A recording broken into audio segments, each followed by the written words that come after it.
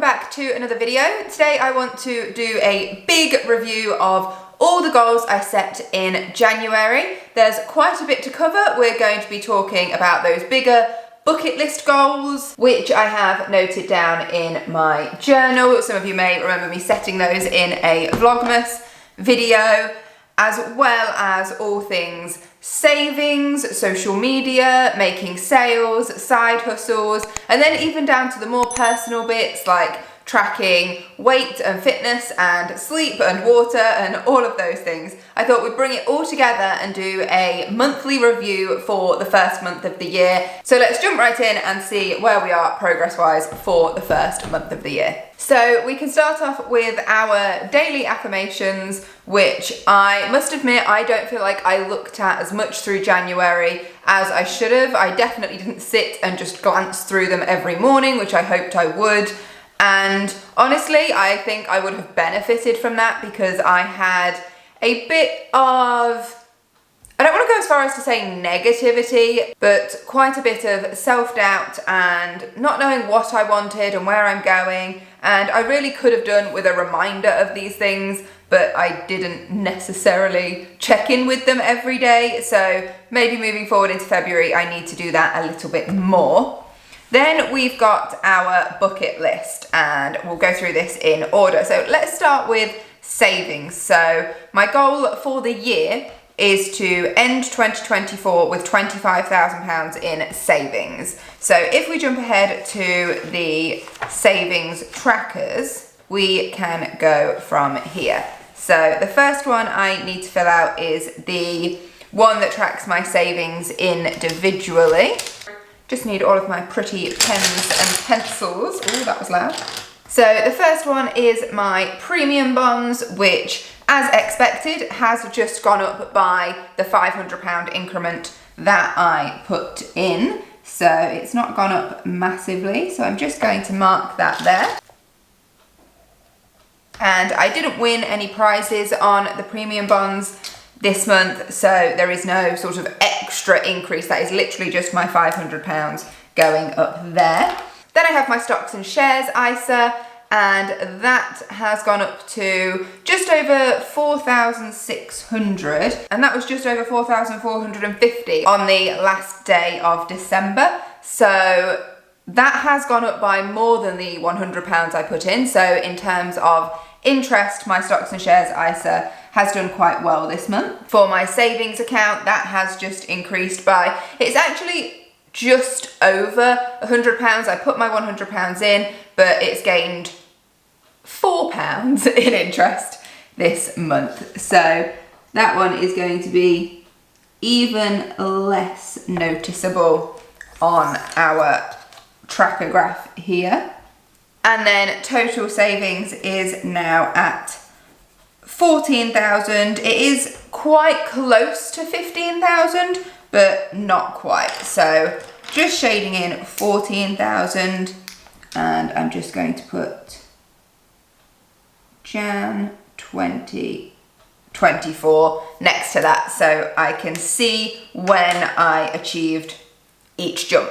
If we return to the bucket list, goal number 2 was to make over £10,000 from side hustles in 2024. I haven't got a tracker for that because the earnings I make from each of my side hustles are really, really small. Even combined, it's not very much. So I've just taken some notes to share with you about the earnings from each of my side hustles. So in January, I made £192 through YouTube. That was one of my lower earning months. I believe after the advertisers put so much money into December, I think they cut back quite a bit in January, so it's quite typical to see lower earnings even if your views are largely the same, but actually my views were down quite a bit in January. From Vinted, I made £58. From Amazon KDP, I made £137. I did roll over some of the earnings I made in December for that, this being my first sort of full month earning. So there was a little bit of a cheat there, but it made me feel a bit better. And then I have a few affiliate links, which overall earned £49. Those came from booking.com. I made £26.18. So if you use my booking link, thank you. From Amazon affiliates, I made 1982. So again, if you've been using one of my links, they're all down below. I try not to push too much in the way of advertising on my channel because it's not really what I'm about. So if you want to support me in any way, you can do so by using one of my affiliate links. They're always in the description down below. It comes at no extra cost to you, but it does really help me out. I also have an Oh My Bag affiliate link, but I didn't earn anything from that. And I also have a Natural Cycles referral, which I didn't earn anything from that this month either. And my Buy Me a Coffee got donations of £3. So altogether that was £49 on affiliate links. So that gave me a total earnings from side hustles this month of £436, which if we consider we want to make £10,000 from side hustles over the course of the year, we do need to be leaning to an average of more like £1,000 per month. But it is the first month of the year. Hopefully things will grow over the course of the year, and this would be the lowest month. It doesn't always go like that, but that's something to bear in mind. So I don't think as a first month, that's too bad. Goal number 3 was to make 1,000 sales over the course of 2024. My initial idea was just to include products that I had designed through various side hustles and sold, in which case for Amazon KDP, which was the only thing I've created products for so far, I made 35 sales. I did list those digitally on my Buy Me a Coffee page, but so far there have been no sales on the digital versions. I think generally people want the actual journals for themselves or the notebooks. But then I also decided to include my Vinted sales because they are technically sales I'm making that are bringing in a little bit of money that I wouldn't have had otherwise. And I made 17 sales on Vinted over the course of January, which makes 52 sales altogether. So again, we're looking for an average of about 100 sales per month. So really quite similarly to the side hustles income, we're only hitting about half of that for the first month. The goal to have 20,000 subscribers on YouTube. I am just going to flick ahead in my planner to where January starts. I broke down specific monthly goals, which I'm just going to cover now. So monthly goals, I wanted to have 13,000 subscribers, which we managed to hit after all of that madness in December with it going up and down and up and down and just never quite hitting.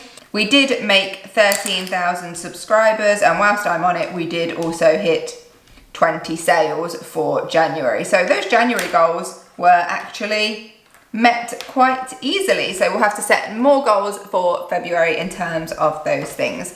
So in terms of 20,000 subscribers, we do have specific trackers for this. So I can come along and fill those in. So we have made 13,000. And likewise with Instagram, I didn't set a goal for this, but we have got to 1,500. I started the month quite strongly on Instagram. I had a bit of content to post after my trip to Milan, but then after that, it really sort of slowed down and I didn't put too much effort in, and that is something I definitely need to work on in February. So each of those has just gone up one little notch on that graph. Then if we go through the rest of the bucket list, we've got try at least 5 side hustles. I've given myself 3 ticks so far because my side hustles at the moment include YouTube videos and earning money through that, Amazon KDP, which I'm still working on, and affiliate links, which I'm kind of still only dipping my toe in the water for that because, as I've said, it's quite difficult for me to put content out promoting my affiliate links without being too pushy on the sales side of things. I'm trying to come from a point of view of if you are already going to be buying something from a particular place, or like with my booking link, if you're already going to be booking something, then that's money you'd already be spending. So, you know, feel free to just help me out and use one of my links, but I don't want to be pushing sales of something that people wouldn't necessarily already be buying. So that's quite a challenging one for me. I'm still trying to figure my way around affiliate links. I'm not including Vinted on here as a proper side hustle because I don't do it as a side hustle. I don't mind including it as sales and as earnings whilst I'm doing it. But once I've sold all of my own stuff, or I'm also actually doing a bit for a friend as well at the moment, once I've sold all of that, it's not like I'm going to be buying to resell. I'm not going to be actively looking for things to then sell for a profit on Vinted or anything like that. That's not how I use it. So it's really just to get rid of my old things that I've decluttered.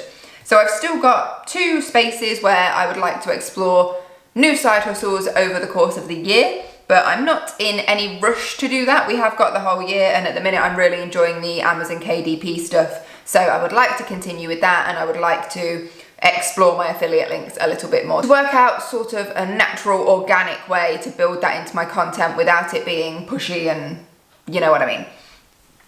Travel abroad 3 times. We've done 1. I had my trip to Milan. If you've not seen my vlog for Milan, I will link it up above. I had an amazing time. It was so easy and so stress-free. I feel like I did it on I won't say a budget, but I did really well on the spend side of things. I think it was very reasonable for what I experienced and how much I paid. And whilst I'm on that, I will just flip forward to the travel planners in here. So here was everything I had in place for my trip to Milan. I will have to blur some of this out because there's some personal information in here, but that was my New Year holiday, and I'm super excited because yesterday I booked the flights and hotels for my next trip, which is going to be going to Nice in France, and we're actually planning to go to Antibes as well, and Monaco in April. So really excited about that. That means I get to pull in 2 more countries, and so really more on that to follow. So in terms of traveling abroad, if all goes to plan, by April we'll have 2 out of our 3 ticks, so that's great. Visit all of the counties in England. Well, I can't say I've done any extras in January that I hadn't already done. So I'm not sure if I showed this page. So I've just stuck this to the inside front cover of my journal. And the idea behind this is to say I've been to all of the counties of England by the end of 2024. I'm suddenly thinking that this is a much bigger goal than I might be able to do in 1 year. But I coloured in all the ones in purple that I have been to in my adult life, because there's a few I did as a child with my parents, but I don't necessarily remember them well in detail. So I've actually noted on each of the counties where specifically I visited. So I have to be able to remember going. I have to be able to remember what I did there, what it was like, for it to count. So I've actually already done 20 in my adult life that I remember, and so that leaves 28 to go. So I didn't have any planned in, but I have planned a few days away in February where I'm going to be pulling in, if all goes according to plan, 3 counties then. So that will be a start, so more on that later, and I'll be able to shade those in blue and just add to my tally. And we'll just try to get in as many as we possibly can. The next one is read the Bible, which I have started, but haven't got very far with. So if I jump ahead to the reading tracker, this is where we are at. So you can see I didn't read for many days in January, and the most I ever read in one go was 10 pages. But if you sort of think about how the Bible is set out in columns across the pages, there's quite a lot on a page. I'm also a very slow reader, and I'm going about this, I feel, in sort of a really slow and in-depth way. So I have a youth Bible that I got when I was a teenager that kind of simplifies everything. So I'm reading that first to try and gain sort of an initial understanding. And then I have another Bible, which I mentioned to someone at work. This is a little side story. I mentioned to someone at work that I was thinking about reading the Bible, and she said that she had one and she has no idea where it came from, but she was more than happy to give it to me because she doesn't use it. And she said she had 2, and she found them when her grandmother passed away and she was going through her things in her house, and she had the Bible that belonged to her grandfather but I think had been passed down to him, and then one that was identical, but she couldn't work out who the person was that owned it. She knew the name was written inside the cover, but she couldn't work out how, if that was a relation or anything. But these were identical Bibles, and there's an inscription handwritten in the front of this Bible. So it's 142 years old since it was first printed, and it was issued to the person who it belonged to in 1883, so a year after.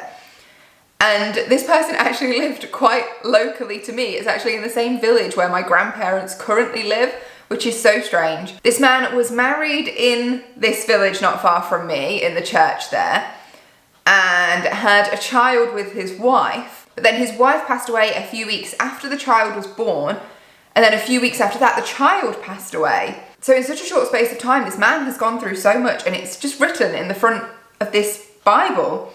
And then I flipped to the very back cover, like the inside cover, and he remarried someone else in Rhode Island in the USA, which is so strange because I've been to Rhode Island. So it's like, it's this village not far from me, and then it's this small state in America that I've been to that he met someone else, he remarried and had another son, and then they came back to the UK, and at the end the son has written in when his dad, the person that had this Bible, passed away. So, you know, he's gone through these events in his life, which I'm sure there were other things going on as well. There wasn't just him marrying and having children and, you know, losing family members and going to Rhode Island. I'm sure there were other things as well. But then when you look at the dates and they put his age at the bottom, he was only 27 when he died.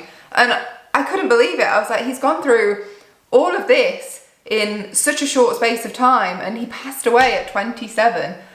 And so I just couldn't believe it. It was kind of moving, like having this Bible but with this person's story, and I'm actually quite tempted to go to the village because the church he was married in the first time, he's also buried there. And so I'm quite tempted to actually go and visit his graveside if I can find it and just sort of be there in that moment. I feel like there's something there. I don't know if that's weird, but anyway, so I've got this Bible, but because it's such an old Bible, I find it really difficult to read. So I'm reading the Youth Bible version first, and then going back over and reading it in sort of the more substantial, non-simplified Bible, because I want to feel like I've had the proper experience of it. And then also along the way, I'm watching a few YouTube videos to help me out, and a few of you have recommended resources that I can refer to, which I've been exploring. But I won't go into any more details about all the sort of the different parts of the story I've been watching videos on, because we will be here all day. So in terms of reading my Bibles plural,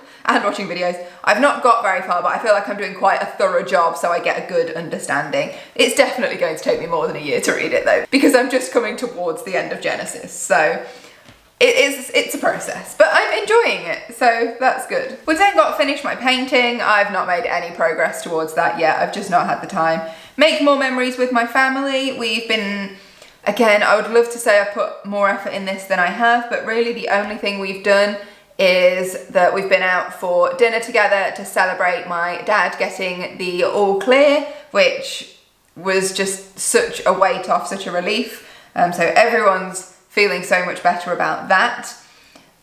So that was something we did together, and obviously we were going to celebrate that. And then me and my mum have been horse riding again, which is nice. That's an activity for us to do together. But other than that, there's not really been an awful lot. I've spent a bit of time with my boyfriend's family, and so, you know, there's little bits there, but I am a very busy person. I do need to make more of a conscious effort to make memories with the important people in my life. Progress in my relationship, I mean, we're only a month down the line. It's hard to really monitor progress there, but it feels like it's all going well. You know, we've been on holiday together, which we hadn't done yet. We've been on holiday together, we hadn't been abroad together. So we've now done that, we've got another one booked in. So it definitely feels like we're doing all right. I haven't made a 5-year plan yet. I'm very much living in the moment at the minute, so I probably am not in the correct headspace to do that.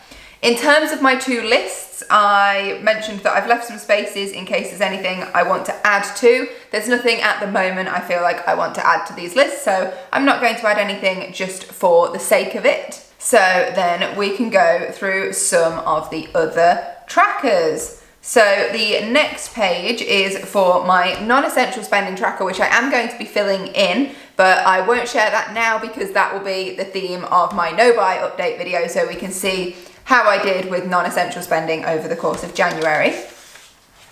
Then there were the weekly meal plans, which I have been using.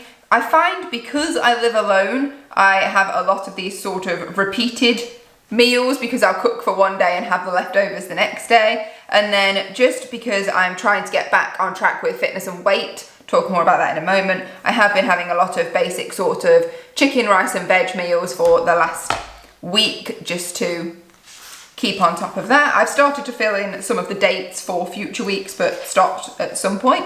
But it's very handy to have the weekly meal plan. I don't think I'm really using it to its full effect yet. I have absolutely loved the chore tracker and shading this in for the chores that I'm completing, the chores that are priorities, the chores that didn't need doing. And can you see the key at the bottom? And so I've just been filling this in. I've divided up the months for the monthly chores just so I can see what still needs doing. And I found this so helpful just for keeping on top of everything. So I'm really happy with this page. I just love it. Then we have the water tracker, which has been a great visual for me because there were so many times when I would get home from work. I'm sure some of you have seen my big 2-litre bottle before that I take to work every day. The goal is to drink all of that in one day. And if I do that, I get to fill up, like the 11th of January, I get to fill up the whole droplet. And that is my measure. So I don't count any drinks I have outside of that that may contain water. Like if you have a cup of tea, that contains water, but I don't count that. So those are just added extras. My 2 litres has to come from that 2-litre bottle. And some days you can see I was just awful, and it really does help to remind me to drink more when I'm tracking it. And I feel like you can see like where I'm at work, that's a week at work. This was when I was off work, this was when I was in Milan, and so I was on the go but probably only stopping for drinks when I was stopping to eat. So that was harder to track. This was when I was just drinking bottled water. Here's my first week back at work. So because I had my 2-litre with me, made it a lot easier. And then you can see there's a weekend. So I'm not filling that bottle up. So I need to pay more attention to my weekends and so on from there. But it's really good to have that visual. I found that really helpful. There are days when I've noticed it will be lower. So for example, if I'm driving a long way, I know I won't drink as much because I don't want to have to stop. And when I'm just doing my normal thing, I'm at work and I'm going to the gym and that's it, then I'm good to drink as much as I want to and really do try to get as much of that 2 litres done as possible. But I've really enjoyed this, just keeping track. The sleep tracker, it's interesting because a lot of this was when I was off work. So you can see I'm getting my best night's sleep when I haven't got to go to work. And I think that's probably quite self-explanatory. You've not got any stress to disturb you. You're relaxed, you're just getting your sleep. Generally, I find I'm sort of middling with my quality of sleep, especially now I'm drinking more, because it's very rare that I go through the entire night without being woken up. But that's the sleep tracker for January. Then we have energy tracker. This was quite a shocker for me because I had one day in all of January where I felt like I was high energy.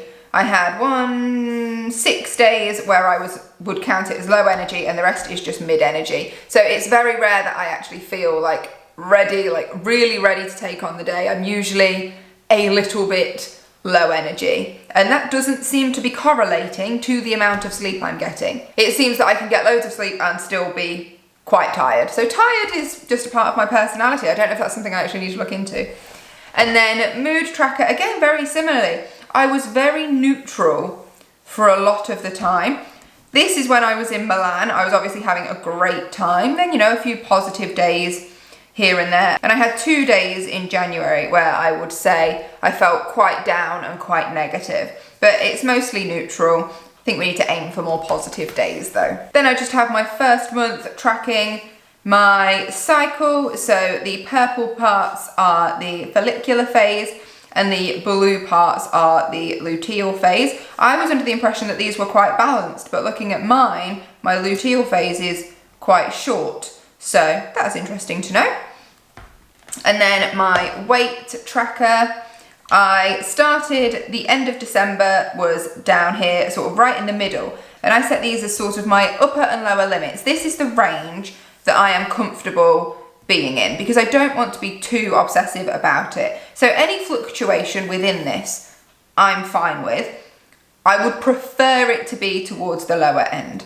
So I noticed, you know, after my week in Milan, after coming home and having lots of Christmas chocolate and biscuits to enjoy, my weight did come up a little bit. We didn't hit that top 140. If I hit here, then I would worry, because then I'm reaching a point that I'm not comfortable with anymore and I would want to bring it back down. So we've been consistently for the last 3 weeks at 135. I've been pretty good this week, so I'm hoping it will at least dip a little bit. But again, a lot of this correlates to where you are in your cycle as well. So that remains to be seen. I would like to come back to sort of this middle mark. 126 is sort of where I'm happy. So I would like to start bringing it back down to here and try to consistently remain along this sort of center mark.